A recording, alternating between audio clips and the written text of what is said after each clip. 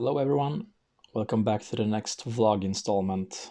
This is going to be a bit special because obviously the world has changed a lot the last few months, and for a lot of us our circumstances are being drastically turned upside down. So this hobby project is not going to go anywhere this year with conventions.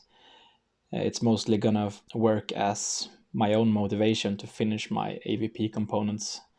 And up to a certain point, it's still gonna be fulfilling that function for me. But I'm gonna slow things down with this project and turn my focus towards other things. I still have some things that I did while awaiting the cancellation of the event this was planned for. So as long as I have the material for you to show, I'm gonna continue the blog series. I just hope everyone is healthy out there, and luckily our hobby projects can keep us busy at home in these times, so that's always a comfort. Onward with the blog. Alright, welcome back to another update. First of all, I just have to confess that I have had this wet palette lying around for maybe a year now, and it is not until like a few weeks ago that I started out using it. And going forward, I think it's going to help me a bit with longer painting sessions, cause less frustration with the colors drying up and so forth. Yeah, so today I'm going to show you quickly how I do the camouflage on the Duchess quad here. It might not be like perfectly movie accurate, but to move things forward, I'm just gonna go with the flow, more or less. So what I've started off doing is I've base coated the uniform that's going to be camouflage with the Talon sand. And that's going to be the base for the uniform that the other camouflage colors goes over. And I've also put a tiny bit of watered down Agrex Earth shade, not too much because it's going to be another layer to finish it all off in the end. So yeah, the colors I've chosen to work with on the camouflage are, apart from Talon Sand, it's Castellan Green. I think it's a lovely greenish camouflage color. And then Rhinox Hide for the browns. And lastly, some Abaddon Black. And yeah, you just paint small things, small shapes in sequence here. I'm gonna start off with the green one. So yeah, just have to get this going, I guess.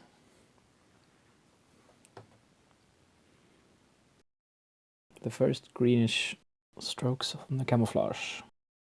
I find one of the trickier parts with this step is to have enough paint on your brush to make a solid pattern. I mean, these small patterns for the camouflage, you can't really go over the patterns too many times without expanding the shape, so to speak.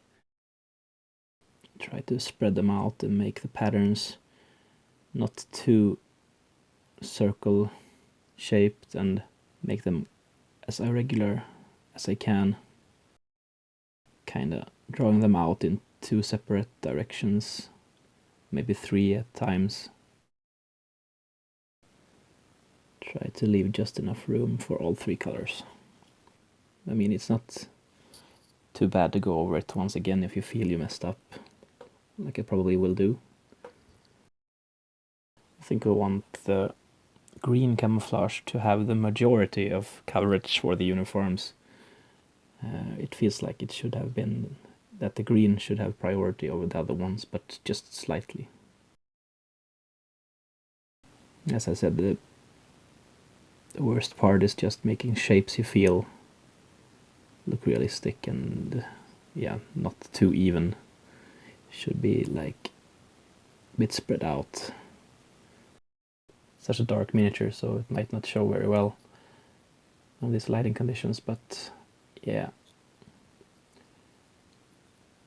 I would just randomly put the color on him. There's no real system I chose to to make this camo, but that's the starting point, at least. Moving on. Time for the browns. Rhinox Hide this time, and just start to fill out the Talon Sand spots in between the greens. And painting over the green spots is alright. Doesn't matter much. Just try to spread it out as evenly as you feel you need to. Bit too much on the brush there, you see. It floats out too much and destroying the shape. Gets too even. Oh well. I'm gonna paint over that with the last color in the camo. That's what's good about this step. You can just adjust things as you move along with other colors. You could choose how small and detailed you want the patches to be yourself, but I think I am on the brink of having them too large. Should probably have picked a smaller brush. This is going faster though, so and I'm notoriously lazy. Yeah, this might be enough. It's also one of the harder parts, deciding for yourself when the color of a certain type is enough on the uniform.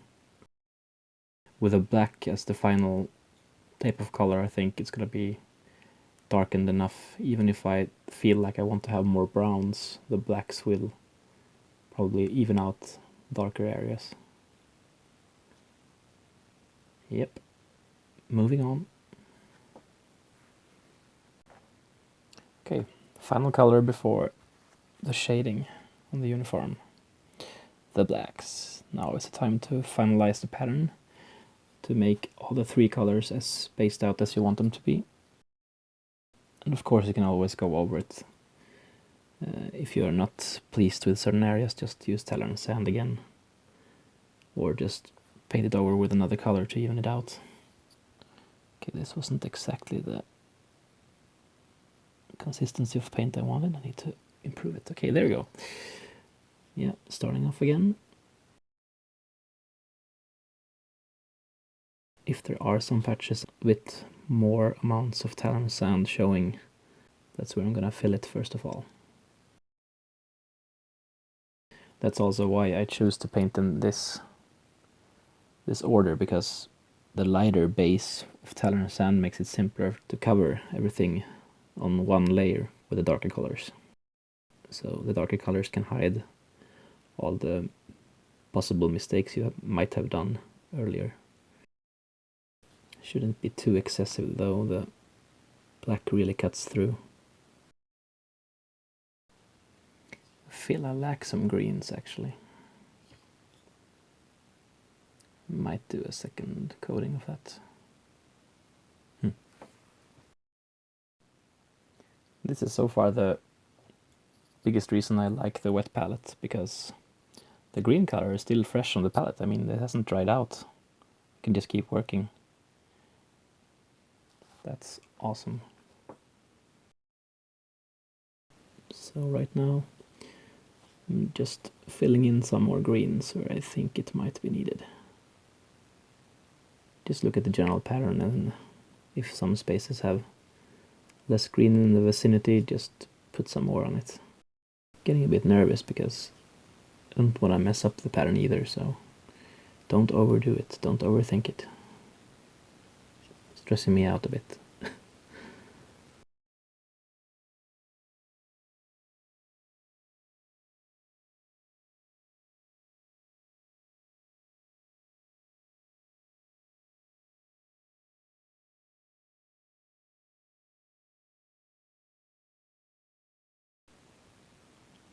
Yep, maybe just a final touch of brown to correct some mistakes on the back here.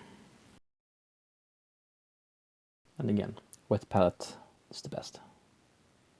Just keep on working.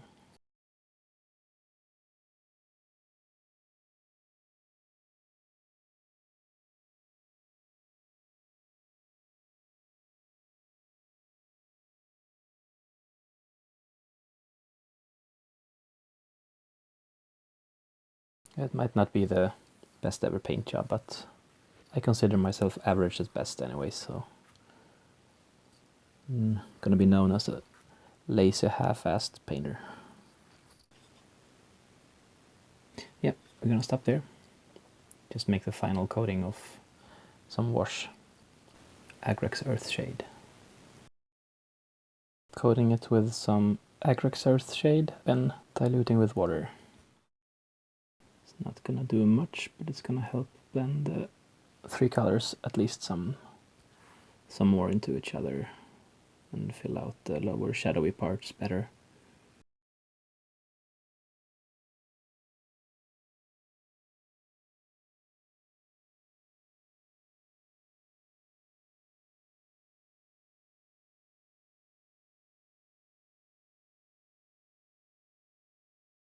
Of course, the last one that I actually filmed is like the camo I'm less satisfied with.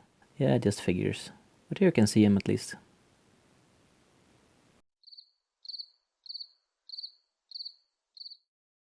Here they are in their awesome glory. Can't believe they're finally finished. Been having them so long and never pulled through to get them all painted. So this feels great. Achievement unlocked. I reflected some on the overall layout of the scenario here, and I came to the conclusion that all the terrain for the guerrilla camp really is too big for the playing field. So I'm gonna remove the buildings and keep the tent camp like a forward observation / research center. So the idea is that the guerrillas saw the gunship crash from great distance away and sent an expedition, set up some primitive field camps in the near vicinity, and started to plunder the wreckage for cool alien weapons. So it's not going to be that much space anymore from the guerrillas, just a small campsite. Like we said earlier, the scenario is meant to be fast-paced and going to be high stakes. Combat will be bloody unless you can retreat and take care of your wounds in peace. It's going to end rather quickly, depending on if I insert some like elements where you can heal up, like if you can find medikits in the guerrilla camp, or just let the predator loot the wreckage himself for some kind of medication and healing items. I think I'll definitely be removing the buildings and keep the tent and a minimal campsite with some gadgets from the looted wreck as the main interesting element to the camp. And I believe that marks the end of this installment. The next installment is gonna be a quick, fast and dirty, and probably a lot of missed rules to try out the composition of the foes facing off each other in this scenario. So let's see how that goes in the next video.